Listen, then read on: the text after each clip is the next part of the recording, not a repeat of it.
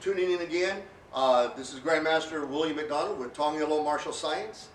These next segment of videos that you're going to be seeing up and running is going to be focusing on basics of blocks. The basic blocks we're going to be covering for the few videos will be your upward block, your downward block, inside and outside.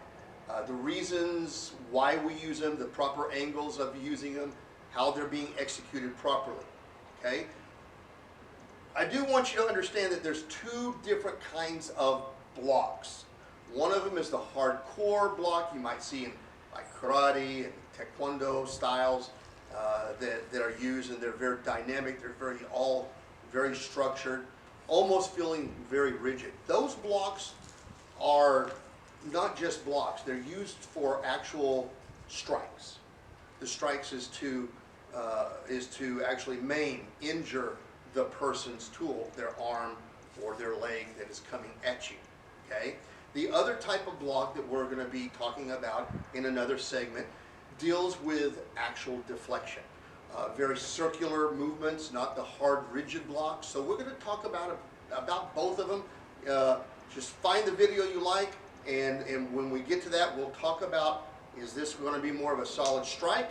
Is this actually going to be more of a deflective, circular momentum block? Okay? Enjoy these videos.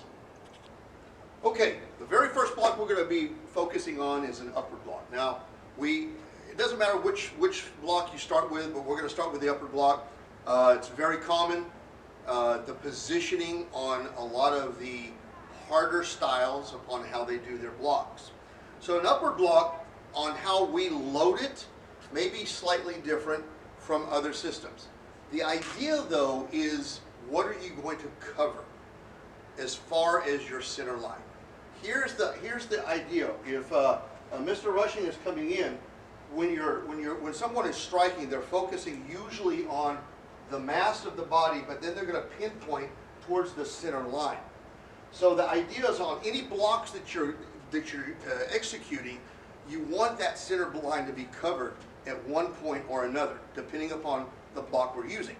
So when we're doing an upward block, we're going to start with the load, or also called the chamber of the arm. So when you do this, if he's in neutral stance, it doesn't really matter what stance you're really in. Neutral stance, horse stance, the basics are the basics, and everybody has their own ideal way of showing the performance of that technique. Truthfully, in martial arts, in all reality, if in training we do this in class and we're just focusing on blocks, some instructors, they'll have you go into a nice deep horse stance, and that's what their starting position is. Or I like to always have mine in a neutral stance, which is more upright. And then even more so, starting from a slight angle, almost a guarding stance, and then how that block is going to be executed from a turning point, which is really what you should position yourself in when you're being confronted. But let's just say, for the sake of things, we're going to full face you. So from a neutral stance, we're not really worried about the lower extremity right now. An upward block is just that. It's blocking anything that is coming from the shoulder line up to the top of the head. Okay?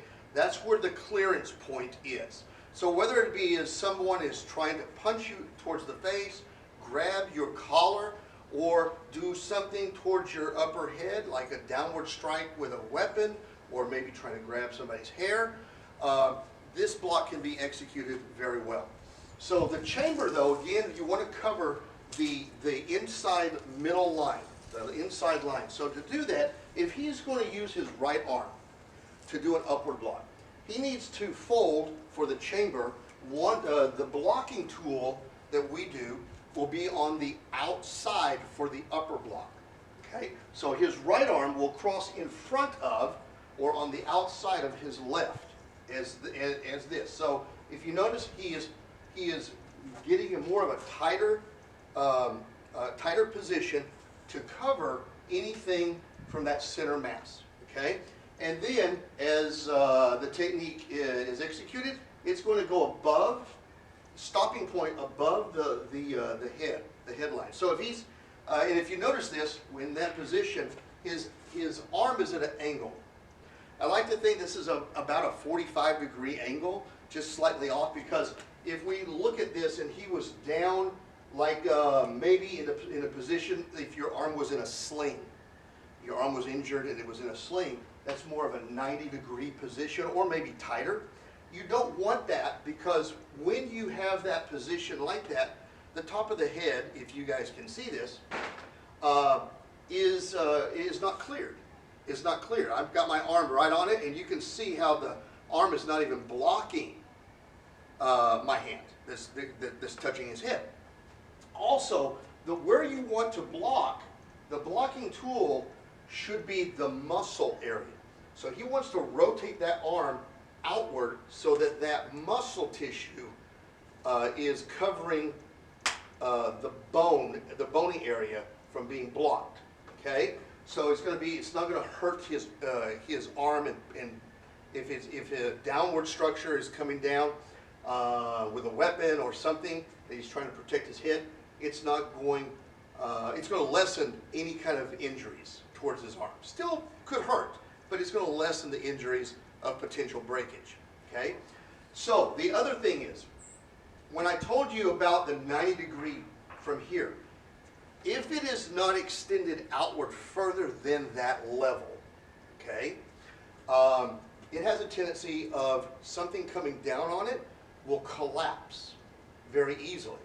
So all I have to do is just simply lightly slap, and you can see how it's going to be collapsing, even if he has a pretty sturdy hold on the position.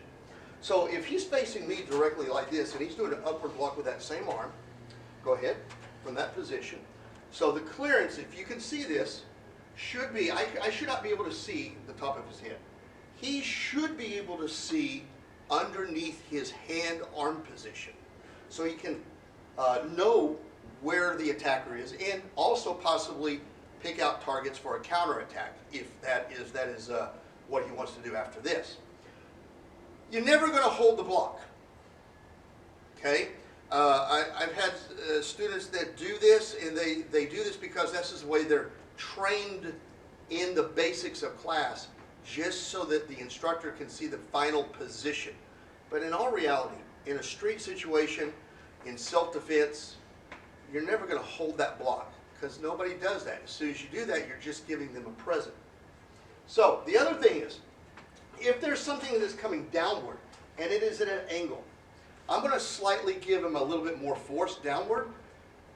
It will collapse a little bit, but it's still going to hold position very well. Okay, just watch from that, just like this, just like this. I'll do it again. And as he's coming upward at the same time, intercepting my hand or my arm, he's got a pretty firm position. Possibly, not always. Do it again, sir. Let's turn this angle right here. Because of that angle, there's a possibility it will also deflect off of it or slide down. So it just depends upon the angle of the technique that is being defended against. Okay, so whatever the attacker's coming at you with will determine if it's going to be a straight down position and hold firm, or will it deflect and slide off, which has been done a number of times. Again, it just depends upon the angle. Okay, let's, for instance, if I'm going to grab his collar or his jacket like this, he can simply, yeah, exactly, bring that arm up, deflect my arm, and then again pick out targets to do whatever, whether it be a counter with a punch, or we'll cover counterattacks later on.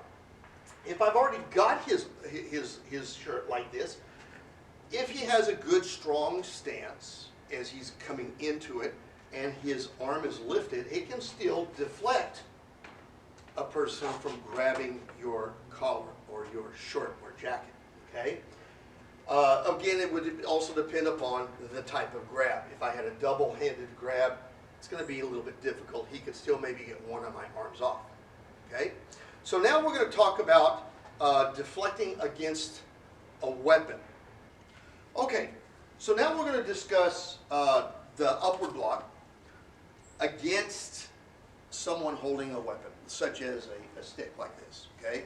And maybe they're doing a downward strike, which is what this is going to be, a deflection of, not hitting your head or shoulder. The question is, for all of the students, is where should you block at? So if I'm his primary target, and again, I got to get block the center line. Why don't we come this way, sir, so it's slightly at an angle, right about there. So if he's coming straight forward down, I've got to block that center line. The question is, where am I blocking? Okay? Do not, I repeat, do not try to do this as a primary upward block. As he comes down, I block the stick. That's where all the force is going to be coming from. I want to neutralize the impact of that. Okay? So to neutralize that, I got to either A, step in, or already be close enough where I don't have to step in and go below the line that he is holding, the hand that he's holding with. So when I'm stepping in, and we'll do this a couple of times slowly. Watch the chamber. I'm going to step in, and I'm chambering, and I'm blocking. So one more time. If you look at this, I'm going to chamber here. As I step in, upon that point, as it's coming down, I'm going to block an upward block. And it looks like it's coming slightly at an angle, but it's not. It's actually coming this way, just like this. Now I'm chambering my hands. This is a basic position that a lot of hard style martial artists position their hands for a counterattack or whatever. Doesn't have to be here. But on this one, you never want to have it drop. We call that a dead hand or a dead arm, because there's nothing there to protect from something else coming in at a different angle. So this hand could be here, it could be here, wherever, but never on the side. So one more time, if you can hold it on the other side, sir, I'm going to block with this side so they can see in this angle. If you see this, I'm going to slightly turn my shoulder, and then I'm stepping in, and the arm comes up, just like this. Okay. So why I want to turn my shoulder slightly is to get a little bit of torque from the shoulder and torso. That's going to have a little bit of a whipping power when you're in motion and you're traveling. That whipping power from the torso and shoulders is going to give that dynamic impact upon whenever you execute that block. Okay, so there's your basics of understanding how to defend yourself using an upward block. Thank you so much for tuning in. If you like what you're seeing here on our Tong YouTube station, do us a favor, subscribe to the channel, as well as it's very important that you like all the videos that you think is worth liking. Give us a thumbs up.